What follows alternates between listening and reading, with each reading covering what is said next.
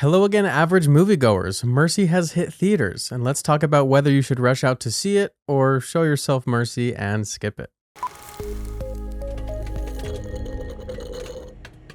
Mercy is the new movie from Timur Bekmambetov, the filmmaker responsible for high-octane action thrillers such as Abraham Lincoln Vampire Hunter and my personal favorite, Wanted. If any of his filmography has ever appealed to you in any way, I think that you'll find that Mercy fits comfortably within his oeuvre. Mercy stars Chris Pratt as a detective up for trial for the murder of his wife against the AI judge, jury, and executioner, Rebecca Ferguson. He has 90 minutes to prove his innocence, and the movie itself, credits aside, is about 90 minutes, meaning we are seeing minute by minute, unbroken, continuous evolution of this trial. If you're wondering how you're going to be entertained sitting and watching Chris Pratt talk to Rebecca Ferguson in a chair for 90 minutes, the answer is that this movie is largely taking place in the outside world. I'll be as vague as possible about that, but Chris Pratt isn't just sifting through past evidence. He's also communicating live and directing people to do things and uncovering new evidence and mysteries. And I have to say that this movie is a lot of fun. Honestly, I was impressed by the escalation of stakes. Does it feel likely? Maybe not, but within the movie's own internal logic, I admired the movie's ability to elevate the danger, threat, and stakes in a way that felt at least semi-plausible. And that's one thing I want to mention. I anticipate that a lot of the criticism for this movie will come from picking it apart at the very setup and premise. With any action thriller like this, you'll have people talking about how dumb it is. And in this movie's case, I think people will poke holes mostly at the logline. The conversations I overheard while I was leaving the theater were like, that's so dumb. There would never be that kind of violation of privacy. Like, it's so stupid. All those rights that have to be violated in order for this to happen. And it's so ridiculous to think we would give an AI the power of execution. Depending on your politics, you might not find it super hard to believe that due process would be violated in such a blatant manner. And I think that on both sides of the political line, people are pretty aware that these tech companies have massive amounts of data and can't really be trusted to have good intentions with it. But my point is that you have to get on board with the premise and accept the rules of the world as they're presented to you. Once I did that, it wasn't very hard for me to suspend my disbelief and immerse myself into the logic of this world.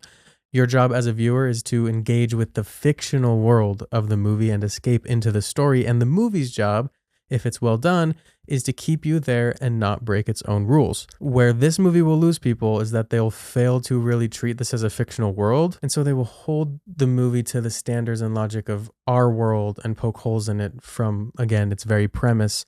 But from my estimation, the movie actually follows its own logic and adheres to its own fictional realities quite well, and did not break my engagement in any way. There was something refreshing about this movie being a clean 90 minutes in and out, the world established, story wrapped up, no sequels coming, you don't have to think too hard, etc.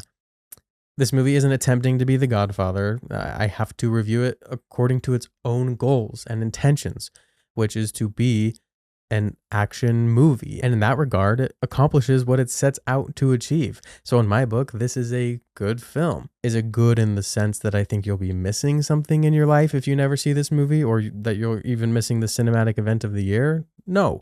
But if you're looking to be entertained, if you're looking for a compelling mystery and a story with satisfying setups and payoffs, you'll be in for a treat. One area that I'll demerit the film is in the conclusion, which isn't the most satisfying thing in the world. I found myself asking, is this the best possible ending for the story? Is that the best way to wrap up the themes? And no, it didn't feel that way to me. And that's your job as a screenwriter, is to make the audience feel that the movie could not have ended any other way. The audience should not be leaving and starting to discuss what should have happened. Another thing that deducts some points is that this movie is a thriller, but it's also a social climate film as well. And yet it leaves so much to be desired on the social climate front. I mean, we're talking about crime, homelessness, kind of redlining going on. We're talking about AI and justice, police forces, privacy. And yet this movie picks one of the least compelling themes that it could possibly pick. At several critical points, I felt like this movie was taking the safe and easy route.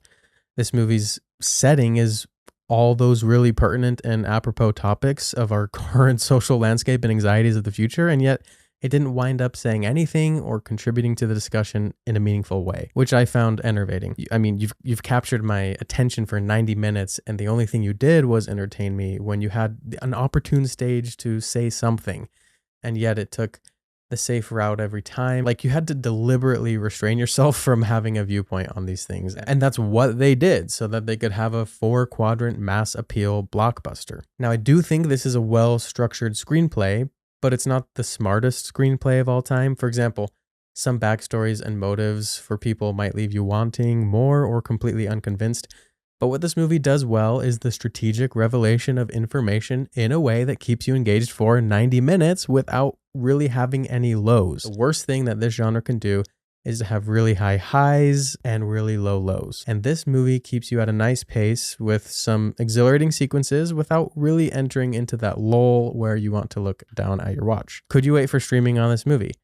Yes, but I actually think seeing this in theaters, surprisingly, might be the right move for a couple of reasons. The big screen would probably help you read and process that visual information and evidence. Also, if you're trying to double screen this movie while being on your phone and having it on in the background, I really do think that it could lose you because you have to be willing to be captured and buy in. And third, there are a surprising amount of action sequences that I did not expect to see from this man in the chair premise, and this movie benefited from having those sequences play out on the big screen and even in 3D. Most of the time we're in the POV of Chris Pratt's character looking at various screens and pop-ups, so having those digital elements exist in 3D contributes to this immersive feeling.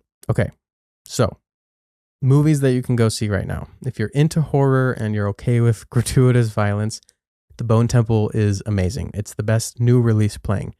You can also probably still catch Marty Supreme and other movies from the Christmas releases that are really good. But I also think that you'll have a good time with this movie. And that's exactly what I would say if I were telling a friend about this movie.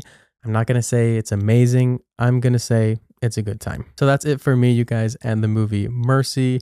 Let me know if you saw it, if you're planning on seeing it, what you thought of it. Back up your opinions in the comments, but remember that art is subjective. Be kind, be courteous, but above all else, keep watching movies and stay average.